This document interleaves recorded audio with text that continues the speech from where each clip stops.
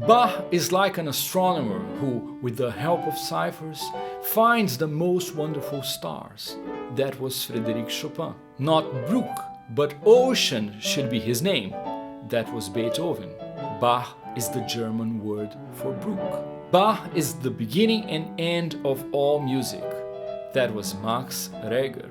I had no idea of the historical evolution of the civilized world's music and had not realized that all modern music owes everything to Bach. That was Rimsky-Korsakov. My name is Felipe Scaliuzzi, and in this video I want to give you the answer about what exactly Bach did that makes him the greatest composer of all time.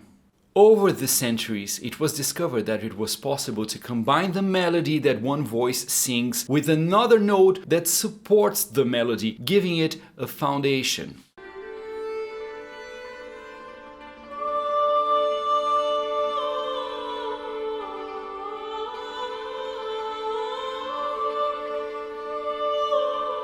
During the Middle Ages, this supporting note became more elaborate. It was realized that it could move in such a way that it would have a sort of a life of its own, almost as if it were another melody, conversing with the main melody. The art of combining melodies in this way, where they harmonize and engage in dialogue, like two lines with their own life, is the art of counterpoint.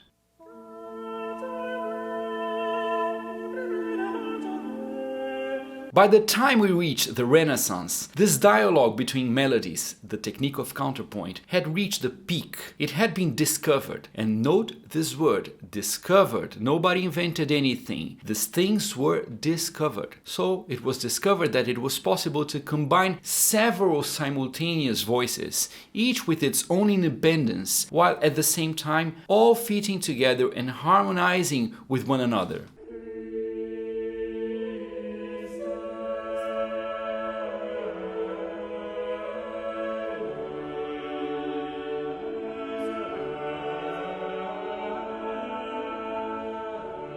Music that uses counterpoint in such a rich way resembles a Gothic cathedral. If you've ever visited a church in this style, you may have noticed that your eyes almost don't know where to look. So much visual detail happening at the same time. It creates a sense of wonder and seems to reflect the complexity of the cosmos itself, the world we live in. Faced with such complexity in musical composition, the artistic trend began to move back towards simplicity, favoring melodies with ornamental embellishments, accompanied in a more discreet way, no longer that intricate dialogue between independent lines, that weaving between voices. The fashionable style then became what was known as the Rococo style.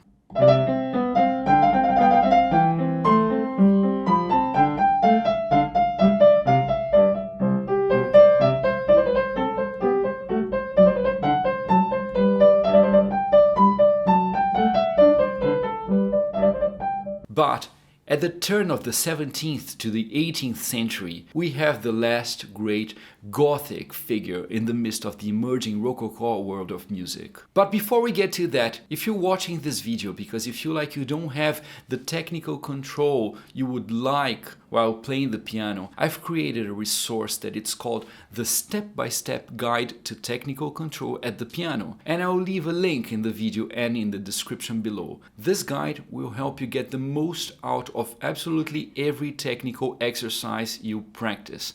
Click to check it out.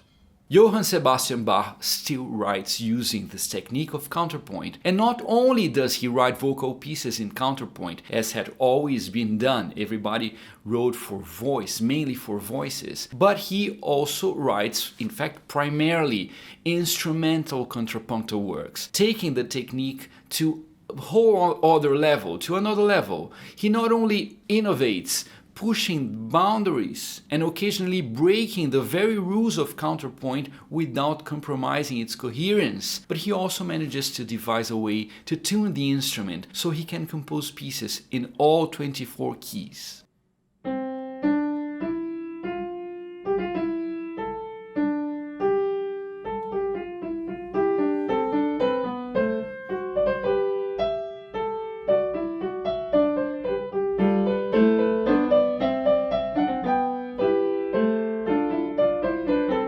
This is a more complex and highly technical matter that I won't go into deeply in this video, but suffice to say that Bach was the first to be able to write a keyboard piece making use of all 12 available notes without having to stop and retune the instrument depending on which keys you wanted to use. So let's think about this. Writing counterpoint for an instrument allows the composer to create things that the human voice would be incapable of performing.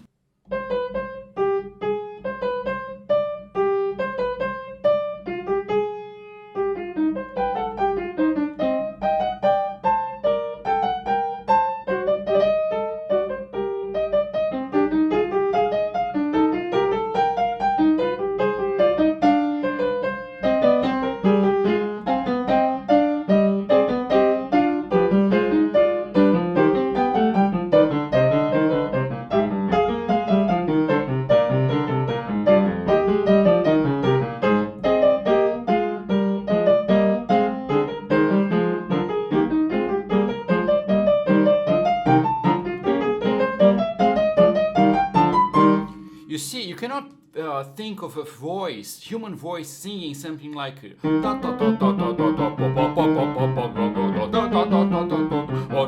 this is just not for voice. It's something that would work only in an instrument. In this way, Bach takes the greatest musical discovery of the Western world, counterpoint, to a level never before reached. He mastered this technique so thoroughly that he opened the door for it to be used in compositions that could move seamlessly through all the notes, like I said, and he wrote both for voice and instruments, especially for the keyboard. And this is important because the keyboard became the true king of instruments due to its ability to act like a portable orchestra.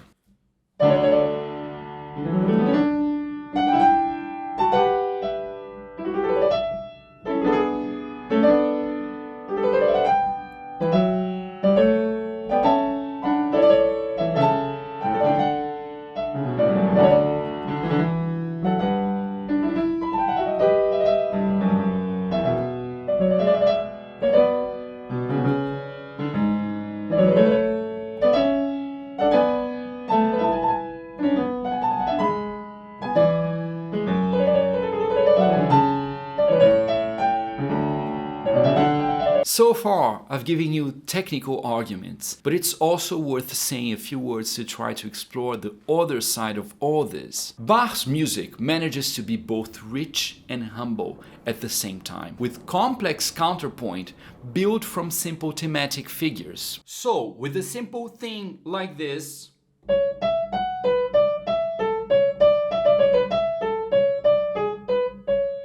which is not dramatic, not very lyrical at all, something very simple, he creates this.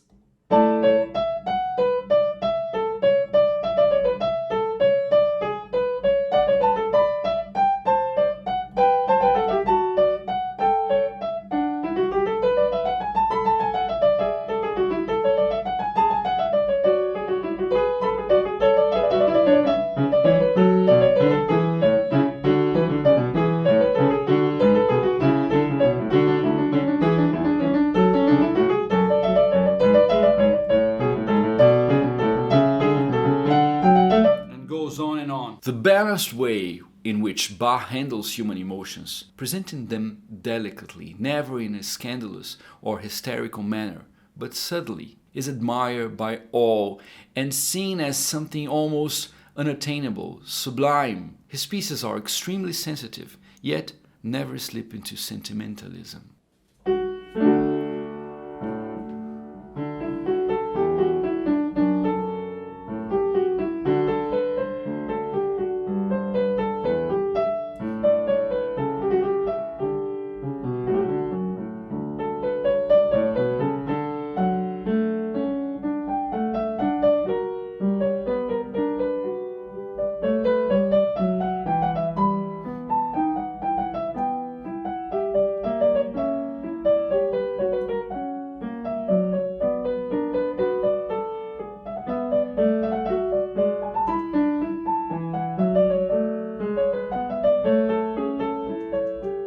is seen as a composer who wrote like a craftsman who possessed the mastery of his art completely, combining it with the highest level of taste and humility of spirit that declares that everything he wrote was aimed at nothing beyond the glory of God. However, to play Bach freely, you need to have a certain technical freedom from the excessive tension that many people have when playing the piano. And last week I posted a video talking especially about this tension. Check it out and I would love to hear your thoughts in the comments. So don't forget to hit the like button, hit subscribe, and thanks for watching.